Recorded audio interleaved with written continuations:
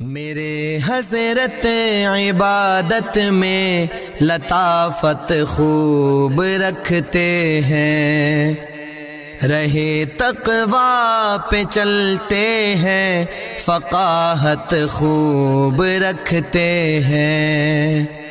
وہ بحر معرفت کے بحر الفت کے شناور ہیں۔ علی رسولہ الکریم من یومنا ھذا الی یوم الدین، اما بعد فاعوذ باللہ من الشیطان الرجیم، بسم اللہ الرحمن الرحیم۔ وَإِذْ قَالَ إِبْرَاهِيمُ لِأَبِيهِ وَقَوْمِهِ إِنَّنِي بَرَاءٌ مِّمَّا تَعْبُدُونَ۔ گزشتہ درس میں آپ نے یہ سنا کہ مشرکین کو دعوت دی شرک سے بچنے کی، تو انہوں نے انکار کر دیا اور کہا کہ ہم انا وجدنا آباءنا علی امت و انا علی آثارہم مقتدون، ہم نے اپنے باپ دادا کو جیسا کرتے ہوئے دیکھا، ہم ان کے نقش قدم پر چلے، اور ساتھ ساتھ اپنی نسبت مشرکین حضرت ابراہیم علیہ السلام کی طرف بھی کرتے۔ تو ان کا رد ہے، فرمایا کہ تمہاری ان سے کیا نسبت؟ وَإِذْ قَالَ إِبْرَاهِيمُ لِأَبِيهِ، اور جب کہا ابراہیم علیہ السلام نے اپنے والد سے، وَقَوْمِهِ، اور اپنی قوم سے، إِنَّنِي بَرَاءٌ مِّمَّا تَعْبُدُونَ، کہ بے شک میں بری ہوں، بیزار ہوں، مما ان سے، تعبدون، جن کی تم عبادت کرتے ہو اللہ کے سوا۔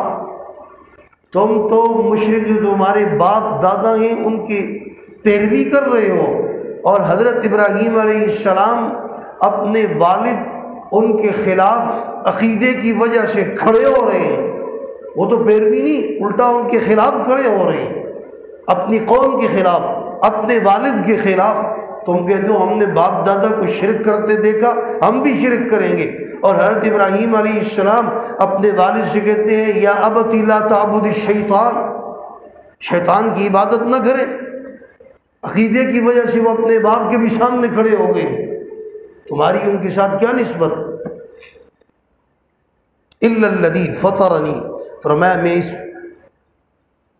عبادت میں بری ہوں جن کی تم عبادت کرتے ہو، سوائے الا الذی، وہ ذات جس نے مجھے پیدا کیا، فإنہ سیہدین، وہ میری رہنمائی کرے گی، وہ مجھے راستہ بتلائے گی وہ ذات۔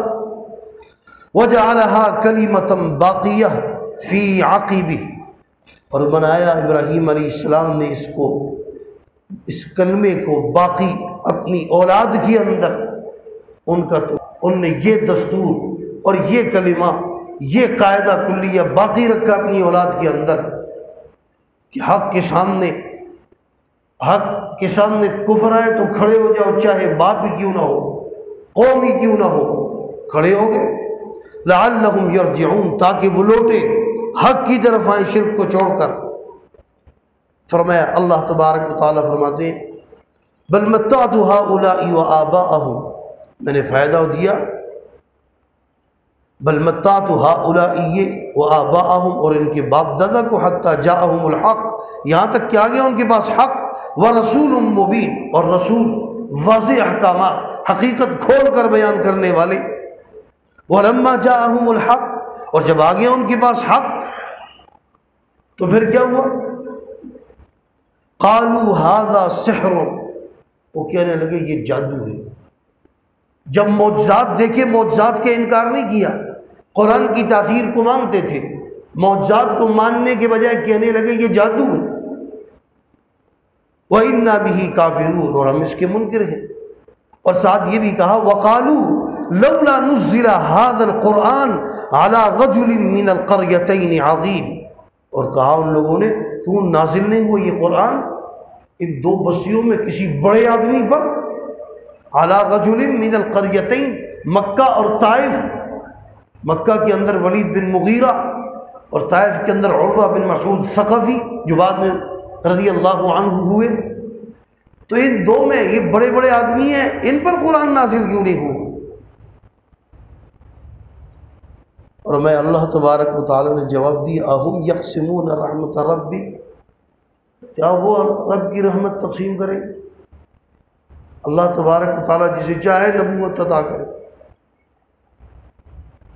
نحن قسمنا بینہم معیشتہم، ہم ہی نے تقسیم کی ان کے درمیان ان کے لیے رزق، روزی ہم نے دی، جیسے روزی ہم نے دی بقیہ چیزیں بھی ہم دیتے ہیں، پیدا بھی ہم کرتے، دیتے بھی ہم، تقسیم بھی ہم کرتے فی الحیات الدنیا، دنیا کی زندگی میں۔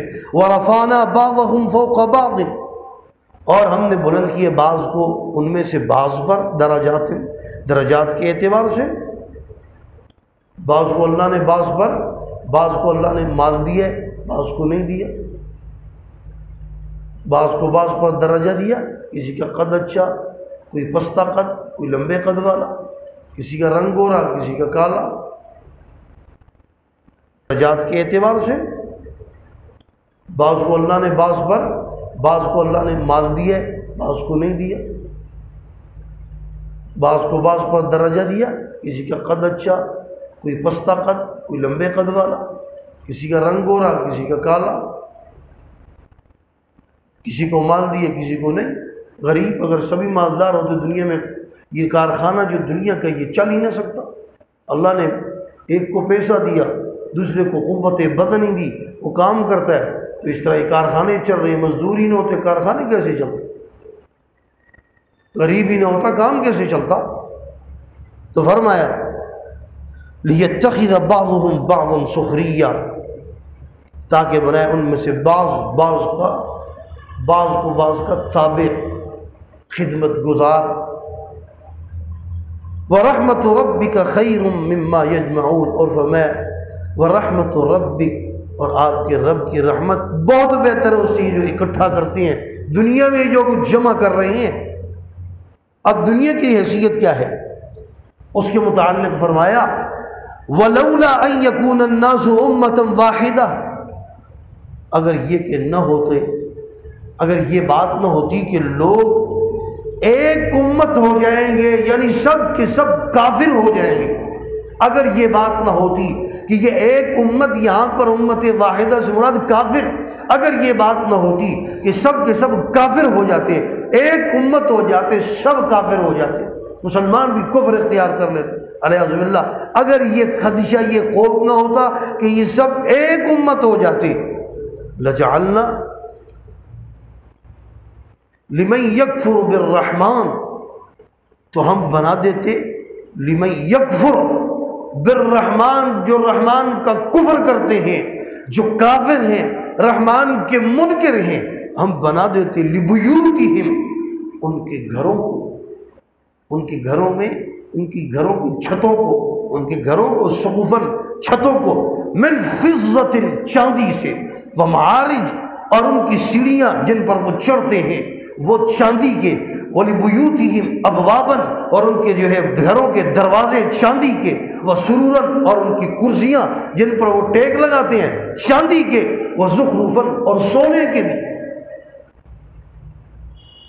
اگر ہمیں یہ ڈر نہ ہوتا، یہ مسلمان دیکھ کر کہیں گے اس کا مطلب یہ اللہ ان سے راضی ہے، ان کے پاس ان کے گھر سونے چاندی کے، وہ دروازے سیڑھیاں تک سونے چاندی کی، وہ ان کے جن پر ٹیک لگائے ہوئے ہیں، اس کا زین بھی سونے کا تھا، لگام بھی سونے کی تھی۔ جب لوگوں نے دیکھا تو ان کے منہ میں پانی آنا شروع ہوا، یا ویل یا لیت لنا مثل ما اوتی قارون، کاش کہ ہمارے پاس بھی اس کی مثل ہوتا۔ پھر جب اس کو اللہ نے دھسایا، زمین میں دھسایا، پھر کہنے لگے ہو تو دنیا کی حیثیت اللہ کے ہاں کچھ ہے۔ تو فرمایا وَإِن كُلُّ ذَلِكَ لَمَّا مَتَاعُ الْحَيَاةِ الدُّنْيَا، یہ سب کا سب کیا ہے؟ دنیا کا ایک مال و متاع، لما اس معنی اللہ میں ہے، اللہ کے معنی نہیں ہے، مگر دنیا کے ایک ساز و سامان ہے، ختم، 50 سال 60 سال اس کے بعد ختم۔ اور یہ مال بھی ایسا نہیں ہے کہ یہ مال انسان کو مل جائے، اس کی صحت کیسی ہے؟ مال ملے صحت ٹھیک نہیں، اور صحت بھی ایسی نہیں، بتاؤ جنت کے ساتھ کوئی تقابل ہو سکتا ہے؟ ایک مرد کو اللہ تبارک و تعالیٰ وہاں جو طاقت دیں گے 30 مردوں اس کی طاقت، جنتی مردوں، دنیا اور آخرت جنت تقابل ہی کوئی نہیں۔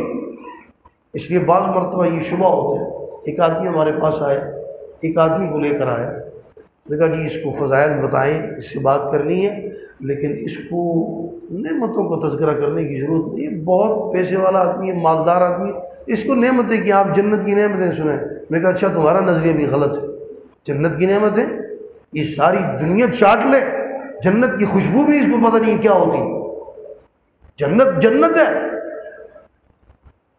اس لیے حدیث پاک میں آیا جنت کیا ہے؟ مالا عین الرات، کوئی ایسی کسی آنکھ نے دیکھی نہیں، ولا اذن سمعت، اس کی نعمتیں ایسی کسی کان نے سنی نہیں، اور یہاں تک ولا خطر علی قلب بشر، کسی بشر کے دل پر اس کا کھٹکا بھی نہیں گیا، وہ تو وہ ہے جنت۔ دنیا میں کیا ہے؟ تصورات کی جو انتہا ہے، جہاں پر ہم جتنی آسائش آرائش سجاوٹوں کی انتہا کر دیں، جنت اس سے کہیں بالا تر ہے۔